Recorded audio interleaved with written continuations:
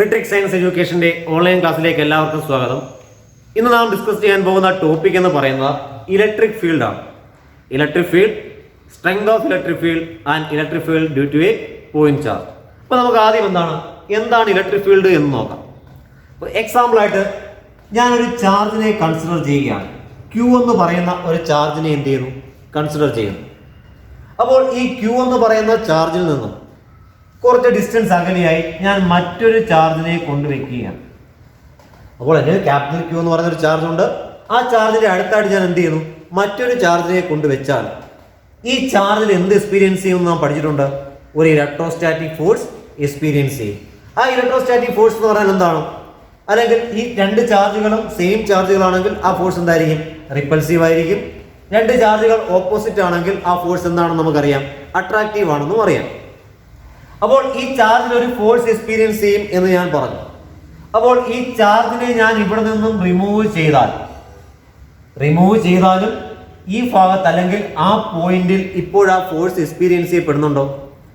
അപ്പോൾ ആ ചാർജിനെ അവിടെ കൊണ്ട് വെച്ചപ്പോഴാണ് ആ ചാർജിൽ എന്ത് എക്സ്പീരിയൻസ് ചെയ്തത്? ഒരു ഫോഴ്സ് എക്സ്പീരിയൻസ് ചെയ്തത്. അപ്പോൾ ഈ ചാർജിന്റെ പ്രസൻസിൽ മാത്രമേ അവിടെ എന്തുണ്ടാവുന്നുള്ളൂ? ഒരു ഫോഴ്സ് എക്സ്പീരിയൻസ് ചെയ്യുന്നുള്ളൂ. അപ്പോൾ ഈ ചാർജിനെ ഇവിടുന്ന് എടുത്ത് മാറ്റിയാലും അപ്പോൾ ഈ ചാർജ് ഈ പോയിന്റിൽ എന്ത് കൊടുക്കുന്നുണ്ട്? അല്ലെങ്കിൽ ഈ ചാർജിന്റെ ഇൻഫ്ലുവൻസ് ഈ പോയിന്റിൽ ഉണ്ടാകുന്നുണ്ട്. പക്ഷെ അത് ഒരു ഫോഴ്സ് എന്ന് നമുക്ക് പറയാൻ കഴിയില്ല. എന്തുകൊണ്ടാണ്? ഇവിടെ മറ്റൊരു ചാർജിനെ കൊണ്ടുവയ്ക്കുമ്പോഴേ അവിടെ ഫോഴ്സ് ഉള്ളൂ.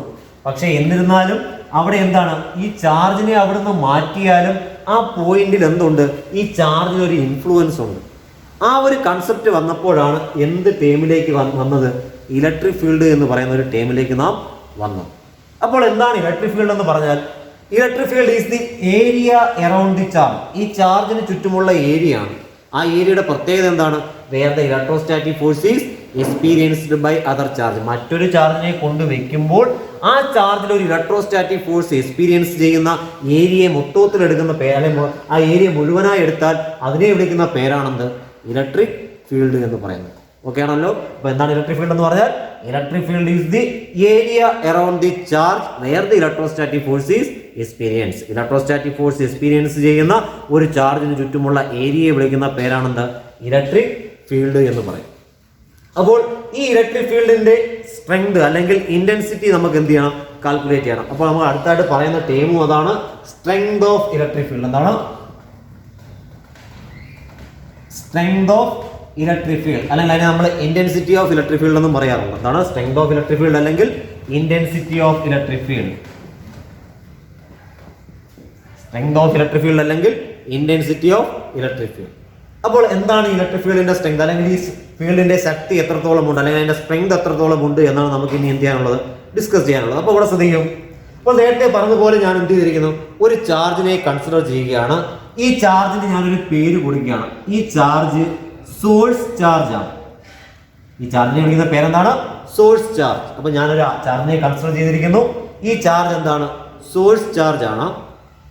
ഈ ചാർജിന്റെ അടുത്തേക്ക് ഞാൻ എന്ത് ചെയ്യുന്നു? മറ്റൊരു ചാർജിനെ കൊണ്ടുവരികയാണ്. ഇതിന്റെ അടുത്തേക്ക് എന്ത് ചെയ്യുന്നു? ആ ചാർജിനെ Q0 എന്ന് പേര് വിളിക്കുകയാണ്. Q0 എന്ന് പറയുന്ന മറ്റൊരു ചാർജിനെ ഈ പോയിന്റിലേക്ക് എന്ത് ചെയ്തു? കൊണ്ടുവരികയാണ്. ആണല്ലോ? അപ്പോൾ ഞാൻ ഈ ചാർജിനെ കൊണ്ടുവന്നത് എന്തിനു വേണ്ടിയാണ്? ഈ ചാർജിനെ കൊണ്ടുവരുമ്പോൾ ഈ ചാർജിൽ എന്ത് എക്സ്പീരിയൻസ് ചെയ്യുമെന്ന് നാം പറഞ്ഞു? ഒരു ഇലക്ട്രോസ്റ്റാറ്റിക് ഫോഴ്സ് എക്സ്പീരിയൻസ് ചെയ്യുമെന്ന് നാം പറഞ്ഞു. അപ്പോൾ ആ ഇലക്ട്രോസ്റ്റാറ്റിക് ഫോഴ്സ് എക്സ്പീരിയൻസ് ചെയ്യുമ്പോൾ അത് തീർച്ചയായും രണ്ട് സെയിം ആണെങ്കിൽ എന്ത് ചെയ്യും? റിപ്പൽ ചെയ്യും. ഓപ്പോസിറ്റ് ആണെങ്കിൽ എന്ത് ചെയ്യും? അട്രാക്ട് ചെയ്യും. അപ്പോൾ ആ ഇലക്ട്രോസ്റ്റാറ്റിക് ഫോഴ്സ് അല്ലെങ്കിൽ ഞാൻ ഈ കൊണ്ടുവന്ന ചാർജിനെ വിളിക്കുന്ന പേരാണ് ടെസ്റ്റ് ചാർജ്. കൊണ്ടുവന്ന ചാർജിനെ ഞാൻ എന്ത് വിളിക്കുകയാണ്? Test charge. നമ്മൾ ഈ ഇന്റൻസിറ്റി കാൽക്കുലേറ്റ് ചെയ്യാനുള്ള ചാർജാണ്. ആ ചാർജിനെ എന്ത് വിളിക്കുന്നു? Test charge. ഈ ടെസ്റ്റ് ചാർജിന് ഒരു പ്രത്യേകതയുണ്ട്. ഈ ചാർജ് എന്തായിരിക്കണം? യൂണിറ്റ് പോസിറ്റീവ് ചാർജ് ആണ്. ടെസ്റ്റ് ചാർജ് എപ്പോഴും എന്തായിരിക്കണം? യൂണിറ്റ് പോസിറ്റീവ് ചാർജ് ആയിരിക്കണം. അത് എന്തുകൊണ്ട് വന്നു നാം പറയാം. അപ്പൊ എന്താണ് ടെസ്റ്റ് ചാർജ്? എപ്പോഴും എന്താണ്? ഒരു യൂണിറ്റ് പോസിറ്റീവ് ചാർജിനെയാണ് നമ്മൾ എന്ത് വിളിക്കുന്നത്? ടെസ്റ്റ് ചാർജ് എന്ന് വിളിക്കുന്നത്. യൂണിറ്റ് പോസിറ്റീവ് ചാർജ് എന്ന് പറഞ്ഞാൽ എന്താവും? യൂണിറ്റ് ചാർജ് എന്ന് പറഞ്ഞാൽ എന്താ? മാഗ്നിറ്റ്യൂഡ് എത്ര ആയിരിക്കും? 1 ആയിട്ടുള്ള ചാർജിനെയാണ്. അപ്പോൾ പോസിറ്റീവ് 1 ഉള്ള ചാർജിനെയാണ് ഞാൻ എന്ത് ചെയ്തത്? ഇതിന്റെ അടുത്തേക്ക് കൊണ്ടുവന്നത്. ആണല്ലോ? അങ്ങനെയെങ്കിൽ തീർച്ചയായും ഈ ചാർജിനകത്ത് എന്ത് എക്സ്പീരിയൻസ് ചെയ്യും നമുക്കറിയാം? ഒരു ഇലക്ട്രോസ്റ്റാറ്റിക് ഫോഴ്സ് എക്സ്പീരിയൻസ് ചെയ്യുമെന്നറിയാം. ആ ഇലക്ട്രോസ്റ്റാറ്റിക് ഫോഴ്സിനെ ഞാൻ എന്തെന്ന് വിളിക്കുകയാണ്? F എന്ന് വിളിക്കുകയാണ്. ആ ഇലക്ട്രോസ്റ്റാറ്റിക് ഫോഴ്സിനെ എന്ത് വിളിക്കുന്നു? F എന്ന് വിളിക്കുന്നു. വെക്ടർ ആണ്. അപ്പോൾ തീർച്ചയായും വെക്ടർ F. അപ്പോൾ എന്താണ്? അപ്പോൾ ഈ ചാർജിൽ ഉണ്ടാകുന്ന ടോട്ടൽ ഫോഴ്സ് എന്താണെങ്കിൽ F ആണ് എങ്കിൽ what is the force per unit charge? ആ യൂണിറ്റ് ചാർജ് അനുഭവപ്പെടുന്ന ഫോഴ്സിനെ നമുക്ക് എങ്ങനെ റെപ്രസെന്റ് ചെയ്യാം? F ഡിവൈഡഡ് ബൈ Q0 എന്ന് എഴുതി കൂടെ? കാര്യം യൂണിറ്റ് ചാർജ് ആണ്. The force acting per unit charge. Unit ചാർജിൽ എക്സ്പീരിയൻസ് ചെയ്യുന്ന ഫോഴ്സ്, ആ റേഷ്യോനെ വിളിക്കുന്ന പേരാണെന്ത്? ഇന്റൻസിറ്റി ഓഫ് ഇലക്ട്രിക് ഫീൽഡ് അല്ലെങ്കിൽ സ്ട്രെങ്ത് ഓഫ് ഇലക്ട്രിക് ഫീൽഡ് എന്ന് പറയും. വളരെ ഇമ്പോർട്ടൻ്റ് ആയിട്ടുള്ള പോയിന്റ് ആണ്. അപ്പോൾ എന്താണ് what is strength of electric field അല്ലെങ്കിൽ ഇന്റൻസിറ്റി ഓഫ് ഇലക്ട്രിക് ഫീൽഡ് എന്ന് പറഞ്ഞാൽ? Intensity of electric field is the force, electrostatic force acting per unit charge. Unit positive test charge. എന്താണ് നമ്മൾ എടുത്തിരിക്കുന്ന ചാർജ് എന്ന് പറഞ്ഞാൽ? ടെസ്റ്റ് ചാർജ് ആണ്. ആ ടെസ്റ്റ് ചാർജ് എന്ന് പറഞ്ഞാൽ എന്താണ്? യൂണിറ്റ് പോസിറ്റീവ് ചാർജ് ആണ്. എന്തുകൊണ്ടായിരിക്കും ഈ യൂണിറ്റ് പോസിറ്റീവ് ചാർജ് എടുക്കാൻ കാര്യം? ഇവിടെ ചാർജ് കൂടി അല്ലെങ്കിൽ വളരെ വലിയ ഇപ്പോൾ ഒരു 10 കൂളോം ഒക്കെ ഉള്ള ഒരു ചാർജിനെ കൊണ്ടുവന്നാൽ എന്ത് ചെയ്യും? ഇവിടെ എത്ര ചാർജ് ഉണ്ട്? 2 ചാർജുകളുണ്ട്. അപ്പോൾ ഈ 2 ചാർജുകൾ വന്നാലുള്ള പ്രശ്നം എന്താണ്? ഈ ചാർജിന്റെ മാത്രം ഇലക്ട്രിക് ഫീൽഡ് ഇന്റൻസിറ്റി ആയിരിക്കുമോ ഇവിടെ കിട്ടുന്നത്? ഒരിക്കലുമില്ല. എന്താ കാര്യം? ഈ ചാർജ് കൂടി, ഇവിടെ കൊണ്ടുവരുന്ന ചാർജ് കൂടി ആ പോയിന്റിൽ എന്ത് കൊടുക്കും? ഒരു ഫോഴ്സ് എക്സ്പീരിയൻസ് ചെയ്യും. അങ്ങനെ വന്നാൽ ഈ 2 ചാർജിന്റെയും കൂടി കമ്പൈൻഡ് ആയിട്ടുള്ള എഫക്റ്റ് മാത്രമേ നമുക്ക് ഇവിടെ എന്ത് ചെയ്യൂ? കിട്ടുകയുള്ളൂ. നമുക്ക് അതാണോ വേണ്ടത്? അല്ല. നമുക്ക് കണ്ടുപിടിക്കേണ്ട ഇലക്ട്രിക് ഫീൽഡിന്റെ സ്ട്രെങ്ത് എന്ന് പറയുന്നത് നമ്മൾ എടുത്തിട്ടുള്ള സോഴ്സ് ചാർജിന്റെ ആണ്. സിംഗിൾ ആയിട്ടുള്ള സോഴ്സ് ചാർജിന്റെ മാത്രം വാല്യൂ ആണ് നമുക്ക് വേണ്ടത്. അപ്പോൾ ആ സോഴ്സ് ചാർജിന്റെ മാത്രമാണ് വേണ്ടതെങ്കിൽ നമ്മൾ ചെയ്യേണ്ടത്, കൊണ്ടുവരുന്ന ചാർജിന് എന്തുണ്ടാവാൻ പാടില്ല? ഈ ചാർജിനെ വലുതായിട്ട് ഇൻഫ്ലുവൻസ് ചെയ്യാൻ പാടില്ല. അങ്ങനെ വലുതായിട്ട് ഇൻഫ്ലുവൻസ് ചെയ്യാതിരിക്കാൻ വേണ്ടിയാണ് നമ്മൾ എങ്ങനെയുള്ള ചാർജിനെ എടുത്തിരിക്കുന്നത്? യൂണിറ്റ് പോസിറ്റീവ് ചാർജിനെ എടുത്തിരിക്കുന്നത്. അപ്പോൾ അതിന്റെ വാല്യൂ വളരെ എന്താണ്? കുറവാണ്. അപ്പോൾ യഥാർത്ഥത്തിൽ ഇതിന്റെ ഡെഫിനിഷൻ പറയുന്നതെന്ന് പറഞ്ഞാൽ ഇന്റൻസിറ്റി ഓഫ് ഇലക്ട്രിക് ഫീൽഡ് എന്ന് പറയുന്നത് നമ്മൾ എന്ത് ചെയ്യും? പറഞ്ഞു, ഫോഴ്സ് പെർ യൂണിറ്റ് ചാർജ് ആണെന്ന് പറഞ്ഞു. ഇതിൽ ഏറ്റവും നല്ലത് Q0 എന്താവുന്നതാണ് നല്ലത്? 0യോട് അടുക്കുന്നതാണ് എപ്പോഴും എന്ത് നല്ലത്. എത്രത്തോളം Q0 0 വാല്യൂവിനോട് അല്ലെങ്കിൽ 0 കൂളോമിനോട് അടുക്കുന്നോ അത്രത്തോളം ഈ ചാർജിന്റെ മാത്രം എഫക്റ്റ് ഇവിടെ ഉണ്ടാകത്തുള്ളൂ. അപ്പൊ അങ്ങനെ വരുമ്പോൾ അവയെ നമുക്ക് എങ്ങനെ എഴുതാൻ സാധിക്കും?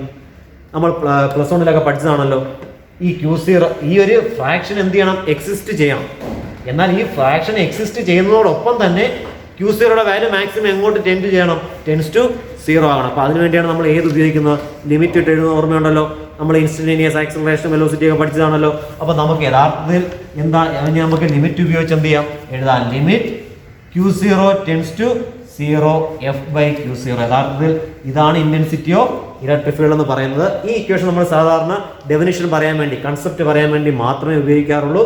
പ്രോബ്ലം ചെയ്യാൻ ഉപയോഗിക്കുന്ന ഇക്വേഷൻ ഏതാണ്? E is equal to F divided by Q0 ആയിരിക്കും. ഓക്കെ ആണല്ലോ. അങ്ങനെയെങ്കിൽ ഇതെന്തുകൊണ്ടാണ് ഈ ഒരു ഇക്വേഷൻ വരാൻ കാര്യം? ലിമിറ്റ് Q0 ടെൻസ് ടു 0യുടെ ആപ്ലിക്കേഷൻ എന്താണ്? നമ്മുടെ ഇക്വേഷനിൽ നമ്മൾ എടുത്തിരിക്കുന്ന ടെസ്റ്റ് ചാർജ് എന്തായിരിക്കണം? 0യോട് അടുക്കണം. എന്തിനാണ് 0യോട് അടുക്കുന്നു എന്ന് പറയാൻ കാര്യം? ഇതിന്റെ ആ ഒരു ചാർജിന്റെ എക്സ്പീരിയൻസ് അല്ലെങ്കിൽ അതിന്റെ ഒരു എഫക്റ്റ് എന്ത് ചെയ്യാൻ പാടില്ല? ഈ പോയിന്റിൽ ഉണ്ടാകാൻ പാടില്ല. പകരം ആരുടെ മാത്രമേ ആകാവൂ? സോഴ്സ് ചാർജിന്റെ മാത്രമേ ആകാവൂ. ഓക്കെ ആണല്ലോ. അങ്ങനെയെങ്കിൽ ഇതിന്റെ യൂണിറ്റ് കൂടി പറയും. ഇന്റൻസിറ്റി ഓഫ് ഇലക്ട്രിക് ഫീൽഡിന്റെ യൂണിറ്റ് നമുക്ക് എങ്ങനെ എഴുതാം? SI unit of intensity of electric field force എന്താണ്? ന്യൂട്ടൺ പെർ ചാർജ് വരുമ്പോൾ എന്ത് വരും? കൂളോം എന്ന് വരും. Newton per coulomb. ഇനി മറ്റൊരു യൂണിറ്റ് കൂടി ഉണ്ട്. അത് നമ്മൾ 2ാമത്തെ ചാപ്റ്ററിലെ പഠിക്കത്തുള്ളൂ. Volt per metre. എന്താണ്? വോൾട്ട് പെർ മീറ്റർ എന്ന് പറയുന്ന മറ്റൊരു യൂണിറ്റ് കൂടി ഉണ്ട്. ഇത് നമ്മൾ 2ാമത്തെ ചാപ്റ്ററിൽ എന്ത് പറയും. അപ്പോൾ തൽക്കാലം അറിഞ്ഞിരിക്കുക എന്താണ് സ്ട്രെങ്ത് ഓഫ് ഇലക്ട്രിക് ഫീൽഡ് അല്ലെങ്കിൽ ഇന്റൻസിറ്റി ഓഫ് ഇലക്ട്രിക് ഫീൽഡിന്റെ യൂണിറ്റുകൾ ഏതൊക്കെയാണ്? ന്യൂട്ടൺ പെർ കൂളോം അല്ലെങ്കിൽ വോൾട്ട് പെർ മീറ്റർ. ഓക്കെ ആണല്ലോ. അപ്പോൾ ഇത്രയും കൺസെപ്റ്റ് ഓക്കെ ആണല്ലോ. നമ്മൾ പറഞ്ഞതിനെ പറ്റിയ ഇലക്ട്രിക് ഫീൽഡ് എന്താണെന്ന് പറഞ്ഞു. എന്താണ് ഇലക്ട്രിക് ഫീൽഡ് എന്ന് പറഞ്ഞാൽ? It is the area around a charge where the electrostatic force is experience. രണ്ടാമത് പറഞ്ഞ എന്താണ്? What is intensity of electric field അല്ലെങ്കിൽ സ്ട്രെങ്ത് ഓഫ് ഇലക്ട്രിക് ഫീൽഡ്. എന്താണ് സ്ട്രെങ്ത് ഓഫ് ഇലക്ട്രിക് ഫീൽഡ് എന്ന് പറഞ്ഞാൽ? It is the electrostatic force experienced per unit charge. Unit test charge, unit positive ചാർജിന്റെ experience ചെയ്യുന്ന ഫോഴ്സിനെ വിളിക്കുന്ന പേരാണെന്ത്? Intensity of electric field. ഇനി അല്ലെങ്കിൽ ഇതിനെ നമ്മളൊരു ഡെഫിനിഷനായിട്ട് പറഞ്ഞാൽ എന്തായിരിക്കും? ഇതിനെ തന്നെ നമ്മൾ എന്ത് ചെയ്യുന്നു? ഒരു ചെറുതായിട്ട് മോഡിഫൈ ചെയ്ത് പറയുകയാണ്. The intensity of electric field at a point is defined as the electrostatic force experienced by a unit positive charge placed at that point. ഈ പോയിന്റിലേക്ക് ഒരു യൂണിറ്റ് പോസിറ്റീവ് ചാർജിനെ പ്ലേസ് ചെയ്യാൻ ആവശ്യമായിട്ടുള്ള ഫോഴ്സിനെ വിളിക്കുന്ന പേരാണെന്ത്? Intensity of electric field. അങ്ങനെ പറയാം. The intensity of electric field is defined as the electrostatic force by a unit experienced by a unit positive charge placed at that point. അതാണെന്ന് പറയുന്നത് ഇന്റൻസിറ്റി ഓഫ് ഇലക്ട്രിക് ഫീൽഡ് എന്ന് പറയുന്നത്. അതിന്റെ unit എന്താണ്? Newton per coulomb ആണ്, അല്ലെങ്കിൽ volt per metre ആണ്. ഇനി ഇവിടുത്തെ ഇംപ്ലിക്കേഷൻ എന്താണ്? Is equal limit Q0 tends to 0 F/Q0. ഇതിന്റെ ആപ്ലിക്കേഷൻ എന്ന് പറഞ്ഞാൽ Q0 മാക്സിമം എന്താ അതിലോട്ട് ടെൻഡ് ചെയ്യുന്ന 0 ആവുന്നതാണ് നല്ലത്. 0 ആവുന്നതനുസരിച്ച് നമുക്ക് എന്താ ഈ ഒരു ചാർജിന്റെ സോഴ്സ് ചാർജിന്റെ മാത്രം ഇന്റൻസിറ്റി ആയിരിക്കും നമുക്ക് എന്ത് ചെയ്യുന്നത് ഇവിടെ കിട്ടുന്നത്. പക്ഷേ പ്രോബ്ലം ചെയ്യാൻ ഉപയോഗിക്കേണ്ട ഇക്വേഷൻ ഇത് തന്നെയാണ്, E=F/Q0 ആണ്. ഓക്കെ ആണല്ലോ. ഇനി ഇതിന്റെ ഡയറക്ഷൻ, ഇതൊരു തീർച്ചയായും ഫോഴ്സ് എന്താണ്? ഒരു വെക്ടർ ക്വാണ്ടിറ്റി ആയതുകൊണ്ട് തന്നെ ഇലക്ട്രിക് ഫീൽഡും എന്ത് ക്വാണ്ടിറ്റി തന്നെയാണ്? വെക്ടർ ക്വാണ്ടിറ്റി തന്നെയാണ്, വെക്ടർ ക്വാണ്ടിറ്റി ആണ്. ഡയറക്ഷൻ നമുക്ക് എങ്ങനെ പറയാൻ കഴിയും? ആരുടെ ഡയറക്ഷൻ ആയിരിക്കും? ഫോഴ്സിന്റെ അതേ ഡയറക്ഷൻ തന്നെയായിരിക്കും. എന്താ ഫോഴ്സിന്റെ അതേ ഡയറക്ഷൻ എന്ന് പറയാൻ കാര്യം? ഫോഴ്സ് കാരണമാണല്ലോ ഇലക്ട്രോസ്റ്റാറ്റിക് ഫീൽഡ് അല്ലെങ്കിൽ ഇലക്ട്രിക് ഫീൽഡ് ഉണ്ടാകുന്നത്. അപ്പോൾ തീർച്ചയായും ആരുടെ ഡയറക്ഷൻ തന്നെയാണ്? ഫോഴ്സിന്റെ അതേ ഡയറക്ഷൻ തന്നെയാണ് ആർക്കും ഉള്ളത്? ഇലക്ട്രിക് ഫീൽഡിനും ഉള്ളത്. ഇനി നമുക്ക് അതിന്റെ ഡയറക്ഷൻ ഒന്ന് പറയാം. ഡയറക്ഷൻ നോക്കുക, ഇവിടെ ശ്രദ്ധിക്കും. ഇപ്പോൾ സോഴ്സ് ചാർജ് പോസിറ്റീവ് ആയാൽ എന്താണ്? സോഴ്സ് ചാർജ് പോസിറ്റീവ് ആയാൽ എന്തായിരിക്കും ഇലക്ട്രിക് ഫീൽഡിന്റെ ഡയറക്ഷൻ? നമ്മൾ എടുത്തിരിക്കുന്ന ടെസ്റ്റ് ചാർജ് എന്താണ്? യൂണിറ്റ് പോസിറ്റീവ് ചാർജാണ് ടെസ്റ്റ് ചാർജ് ആയിട്ട് എടുത്തിരിക്കുന്നത്. അപ്പോൾ ഇത് ആൾറെഡി പോസിറ്റീവ്, നമ്മുടെ സോഴ്സ് ചാർജ് കൂടി എന്തായാൽ പോസിറ്റീവ് ആയാൽ ഡയറക്ഷൻ എങ്ങോട്ടായിരിക്കും ഇലക്ട്രിക് ഫീൽഡിന്റെ? Away from the source charge. എന്താണ് ഡയറക്ഷൻ ഓഫ് ഇലക്ട്രിക് ഫീൽഡ് എന്ന് പറഞ്ഞാൽ? എന്തായിരിക്കും? Away from the source charge ആയിരിക്കും. Away from the source charge. അപ്പോൾ സോഴ്സ് ചാർജ് പോസിറ്റീവ് ആണെങ്കിൽ ഇലക്ട്രിക് ഫീൽഡ് ഡയറക്ഷൻ എപ്പോഴും പോസിറ്റീവ് ചാർജിൽ നിന്നും വെളിയിലോട്ടായിരിക്കും, എവേ ആയിരിക്കും. ഇനി if the source charge is negative, source charge negative ആണെങ്കിലോ? ഇവിടെ നെഗറ്റീവ് ആയാലും എന്താ പ്രത്യേകത? ഇത് ആൾറെഡി പോസിറ്റീവ് ആണ്, അപ്പോൾ അട്രാക്റ്റീവ് ഫോഴ്സ് ആണ് ഇങ്ങോട്ടാണ് വരുന്നത്. അപ്പോൾ എന്താണ്? ഇൻറ്റു ദി, അപ്പോൾ എന്ന് പറഞ്ഞാൽ ആ ചാർജിന് അടുത്തേക്കായിരിക്കും. അപ്പോൾ ടുവേഴ്സ് ദി സോഴ്സ് ചാർജ്. എങ്ങോട്ടായിരിക്കും? Direction towards the source charge. Direction എന്ന് പറയുന്നത് ടുവേഴ്സ് ദി സോഴ്സ് ചാർജ് ആയിരിക്കും. അപ്പോൾ സോഴ്സ് ചാർജ് പോസിറ്റീവ് ആണെങ്കിൽ ഇലക്ട്രിക് ഫീൽഡിന്റെ ഡയറക്ഷൻ എവേ ഫ്രം ദി ചാർജും. If the source charge is negative, the direction of electric field is towards the source charge. Source ചാർജിന്റെ അടുത്തേക്കായിരിക്കുകയും ചെയ്യും. അപ്പോൾ ഇത്രയുമാണ് ഇന്റൻസിറ്റി ഓഫ് ഇലക്ട്രിക് ഫീൽഡുമായി ബന്ധപ്പെട്ട് അറിഞ്ഞിരിക്കേണ്ട കാര്യം. ഇനി അടുത്തായിട്ട് നമ്മളൊരു ചെറിയ ഡെറിവേഷൻ ആണ് പറയുന്നത്. Electric field intensity due to a point charge. ഒരു പോയിന്റ് ചാർജ് മുഖേന ഉണ്ടാകുന്ന ഇലക്ട്രിക് ഫീൽഡ് ഇന്റൻസിറ്റി കാൽക്കുലേറ്റ് ചെയ്യുന്ന ഒരു ചെറിയ ഡെറിവേഷൻ ആണ്. ഇമ്പോർട്ടൻ്റ് ആയിട്ടുള്ള ഡെറിവേഷൻ ആണ്. ഇതിന്റെ ആൻസർ ഉപയോഗിച്ചുകൊണ്ടാണ് പിന്നീടുള്ള പല ഡെറിവേഷൻ നമ്മൾ എന്ത് ചെയ്യുന്നത് ചെയ്യേണ്ടി വരുന്നത്. അപ്പോൾ ശ്രദ്ധിച്ചിരിക്കുക. അപ്പോൾ നമ്മളൊരു ചാർജിനെ കൺസിഡർ ചെയ്യുന്നു. Q എന്ന് പറയുന്ന ഒരു ചാർജ്, ഇത് നമ്മുടെ സോഴ്സ് ചാർജ് ആണ്. അപ്പോൾ Q എന്ന് പറയുന്ന ഒരു സോഴ്സ് ചാർജിനെ ഞാൻ എന്ത് ചെയ്യുന്നു? കൺസിഡർ ചെയ്യുന്നു. ഈ Q എന്ന് പറയുന്ന സോഴ്സ് ചാർജിൽ നിന്നും R ഡിസ്റ്റൻസ് അകലെയുള്ള ഒരു പോയിന്റ് ആണെന്ത്? P. അപ്പോൾ എന്താണ്? Q എന്ന് പറയുന്ന ഒരു ചാർജ്, അത് സോഴ്സ് ചാർജ് ആണ്. ആ സോഴ്സ് ചാർജിൽ നിന്നും R ഡിസ്റ്റൻസ് അകലെയുള്ള ഒരു പോയിന്റ് ഞാൻ കൺസിഡർ ചെയ്യുന്നു. ആ പോയിന്റ് പേര് കൊടുത്തു എന്ത്? P. അപ്പോൾ നമുക്ക് എന്താണ് കണ്ടുപിടിക്കാനുള്ളത്? Electric field intensity due to a point charge. അപ്പോൾ we have to find the electric field intensity at P due to a charge Q. ഈ Q എന്ന് പറയുന്ന ചാർജ് P എന്ന് പറയുന്ന പോയിന്റിൽ കൊടുക്കുന്ന electrostatic force electric field intensity എത്രയാണ്? അതാണ് നമുക്ക് എന്ത് ചെയ്യാനുള്ളത്? കാൽക്കുലേറ്റ് ചെയ്യാനുള്ളത്. അതിനുള്ള മാർഗം എന്താ നമ്മൾ പറഞ്ഞത്? എന്താണ് ഇലക്ട്രിക് ഫീൽഡ് ഇന്റൻസിറ്റി? ഡെഫിനിഷൻ എന്തായിരുന്നു? ഒരു യൂണിറ്റ് പോസിറ്റീവ് ചാർജിനെ ഇവിടെ കൊണ്ട് പ്ലേസ് ചെയ്യാൻ ആവശ്യമായിട്ടുള്ള അല്ലെങ്കിൽ ആ ഫോഴ്സിനെയാണ് നമ്മൾ എന്ത് വിളിക്കുന്നത്? ഇലക്ട്രിക് ഫീൽഡ് ഇന്റൻസിറ്റി എന്ന് പറയുന്നത്. അങ്ങനെയെങ്കിൽ ഇവിടുത്തെ ഇലക്ട്രിക് ഫീൽഡ് ഇന്റൻസിറ്റി നമുക്ക് എങ്ങനെ കാൽക്കുലേറ്റ് ചെയ്യാം? ഉദാഹരണത്തിന് ഞാൻ ഇവിടെ കൊണ്ടുവരുന്ന യൂണിറ്റ് പോസിറ്റീവ് ചാർജ്, അതിനെ ഞാൻ എന്ത് വിളിക്കുന്നു? Q0 എന്ന് വിളിക്കുന്നു. അപ്പോൾ Q0 എന്ന് പറയുന്ന ചാർജിനെയാണ് Pയിൽ ഞാൻ കൊണ്ട് എന്ത് ചെയ്യുന്നത്? പ്ലേസ് ചെയ്യുന്നത് വിചാരിക്കും. അപ്പോൾ എന്താണ്? നമ്മുടെ ടെസ്റ്റ് ചാർജ് ആരാണ്? Q0 ആണ്. അങ്ങനെയെങ്കിൽ ഇലക്ട്രിക് ഫീൽഡ് ഇന്റൻസിറ്റി കണ്ടുപിടിക്കാനുള്ള ഇക്വേഷൻ എന്താണെന്ന് നമുക്കറിയാം. What is electric field intensity? Electric field intensity is equal to force per unit charge. അപ്പോൾ ഇവിടുത്തെ ചാർജ് എത്രയാണ്? Q0 ആണ്. Q0 യൂണിറ്റ് ആവണമെന്നില്ല, യൂണിറ്റ് പോസിറ്റീവ് ചാർജ് ഇപ്പോൾ എത്ര വേണമെങ്കിലും ആകാം. പക്ഷേ നമ്മൾ അതുകൊണ്ട് ഡിവൈഡ് ചെയ്ത് കഴിയുമ്പോൾ എന്തായി മാറും? യൂണിറ്റ് ചാർജിന്റെ ഫോഴ്സ് നമുക്ക് എന്ത് ചെയ്യും? കണ്ടുപിടിക്കാൻ പറ്റും. അപ്പോൾ ഇലക്ട്രിക് ഫീൽഡിന്റെ ഇക്വേഷൻ എന്താണ്? F/Q0, force per unit positive charge അല്ലെങ്കിൽ യൂണിറ്റ് ചാർജ്. അപ്പോൾ എന്ത് ചെയ്യുന്നു? വാല്യൂ. നമുക്ക് ഫോഴ്സിന് അറിയാം. What is force? F കണ്ടുപിടിക്കാനുള്ള ഇക്വേഷൻ എന്താണ്?